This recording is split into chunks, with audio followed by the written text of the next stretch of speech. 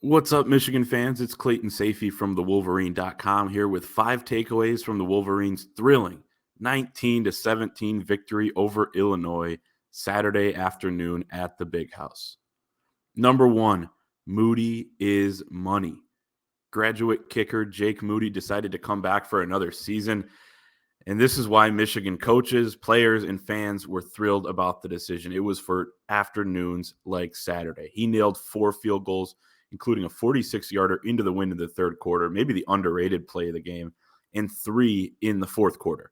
That included the 35-yard game winner with 9 seconds to go. The snap was good, the hold was good, and the kick was true blue right down the middle.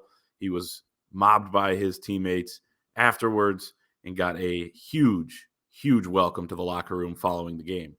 That was Moody's 65th career field goal, the most of any Michigan player in history, and 25th of the season. He's now tied with Remy Hamilton, 1994, for the most in program history in a single season, and Moody still has at least 2 games to go.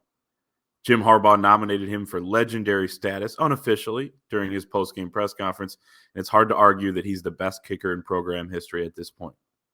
Before we get to our second takeaway, make sure to smash the like button on this video if you're excited about Michigan's game against Ohio State. Heck, if you think Michigan's going to beat Ohio State, smash that like button. Want to see what we can get to there. Let's try to get to 1,000 likes and subscribe to the channel. We're going to have a ton of Michigan content coming your way this week. Takeaway number 2, Michigan is banged up. A hush fell over the crowd when junior running back Blake Corum fell down and grabbed his left knee, fumbling the ball in the process late in the second quarter, with the Wolverines deep in the Illini territory. Illinois recovered, but all the concern was about Corum, who was able to walk into the locker room on his own, albeit gingerly. He came charging out of the tunnel at halftime, though, receiving a huge cheer from the crowd. He warmed up a little bit, looked a little bit gimpy. He did come in for a few plays, had a couple rushes, including a 5-yarder, before sitting the rest of the game. There aren't currently specifics on his status, but Harbaugh said there's nothing structurally wrong with his knee, and that he was held out of the rest of the game because of the bruise, which was the word he used, bothering him a little bit too much. They decided to go with the next man up, Harbaugh said. With Donovan Edwards out, that was C.J. Stokes, Tavier Dunlap, and walk-on Isaiah Gash at the running back spot. Pretty thin, but those guys got the job done, as we'll talk about. By the way, Corum still contributed to the win as well. He had 108 rushing yards and 1 touchdown before the injury. It's crazy to look back at. He's now the first player in program history to have at least 1 touchdown in 11 games in a season. His 8th consecutive 100-yard rushing performance gave him the longest streak from a Wolverine since his position coach, the legend, Mike Hart, in 2007. It wasn't just Corum who was hurt either. Michigan was without several star players on Saturday, including, as we noted, Edwards, but also senior edge Mike Morris, graduate tight end Luke Schoonmaker, senior left guard Trevor Keegan. They all weren't able to give it a go. That greatly impacted the game, turned into a nail-biter, and we know that Michigan was able to come out with the victory. Harbaugh said after the game that the players who are on the fringe of being able to play will all give it a go next weekend against Ohio State. At least that's what he believes. That's what he hopes, he said. Stay tuned for more updates on that throughout the week. Takeaway number 3, Michigan made big plays when it mattered most. It wasn't just Jake Moody who stepped up either. There were several other big plays and sequences that allowed Michigan to come back from 17 down in the fourth quarter and win this game. First, the defense. Harbaugh decided to go with the field goal to make it 17-16 instead of going for it on 4th and 11 with just over 3 minutes left, trusting his defense to come out with a stop. That same defense that had allowed 14 points, it really showed some cracks in the third quarter. Coordinator Jesse Minter's unit answered the bell with a 3-and-out. Field position was helped with a holding call that backed the Illini up on 3rd down. Michigan was able to take over near midfield. Then the offense. Remember, this is an offense that played its worst game of the season, in our opinion. But even that group made some big plays when it mattered most. They still had to get enough yardage to get Jake Moody in position, and they more than did that, setting up that 35-yard field goal. Quarterback J.J. McCarthy had missed on quite a few throws earlier in the game. He also didn't get much help from his receivers. Have to note that as well. But he did hit on some crucial downs down the stretch as well. McCarthy connected with wideout Roman Wilson on 1 4th down, and he hit running back Isaiah Gash on an even bigger one that set up the Wolverines' final field goal. That one to Gash was a 4th and 3 on the Illinois 45-yard line. Michigan does not win this game without picking that one up. And by the way, Gash had just dropped a huge pass on the prior possession, but despite being a reserve all season, McCarthy had enough trust to go right back to him, and it paid off. Takeaway number 4, this was a frustrating game. Make no bones about it. It was still great to get out with the win. The conditions were not great, 20-mile-an-hour winds. The team's health played a factor, no doubt, but the Wolverines still did not execute for 60 minutes. That made it dicey with the team that they were favored to beat by 18 points.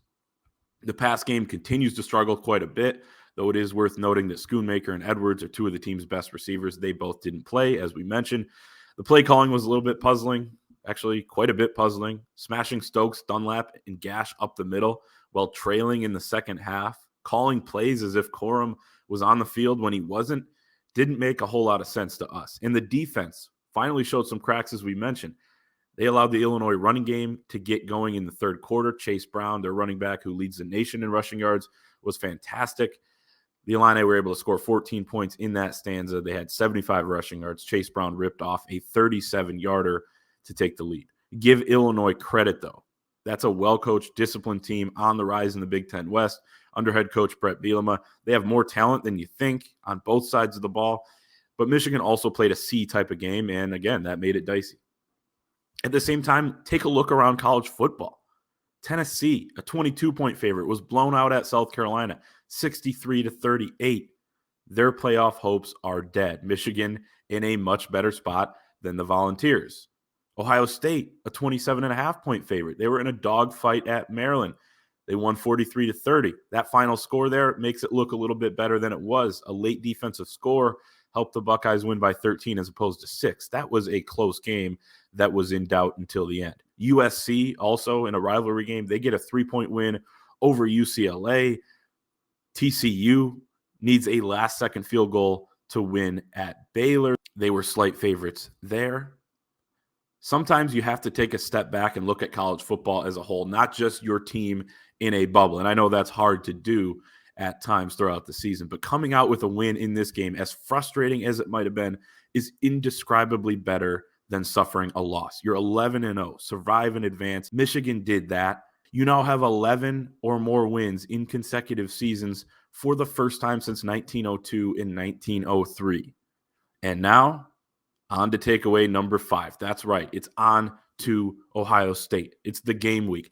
Michigan players and coaches told us after the game they've already turned the page to the Buckeyes. Ronnie Bell said when he looked up and saw the clock hit 0, that's when he knew it's Ohio State week. It's time to move on after a short celebration. Jim Harbaugh said he needed about 6 hours to celebrate, but now that that's over, it's all Ohio State. Michigan has been preparing for this game all season long, and it's for all the marbles. Both teams are undefeated going in for the first time since 2006, and it's the second straight year that it will be a top 5 game. This is the spot the Wolverines have worked so hard to be in. This is the spot they've wanted to be in. This is what they've talked about since January, and they will get their shot at the Buckeyes at noon on Saturday. Until then, thanks for watching. Have a great Thanksgiving, everybody, and all the Michigan fans out there. We hope you hit the like button on this video if you believe Michigan's going to beat Ohio State next weekend, if you want Michigan to beat Ohio State this weekend. Also, subscribe to our channel. Head to thewolverine.com for Michigan coverage around the clock. We have a special holiday deal going. $10 gets you access to all of our premium content and message board until the 2023 football season. So take advantage right now.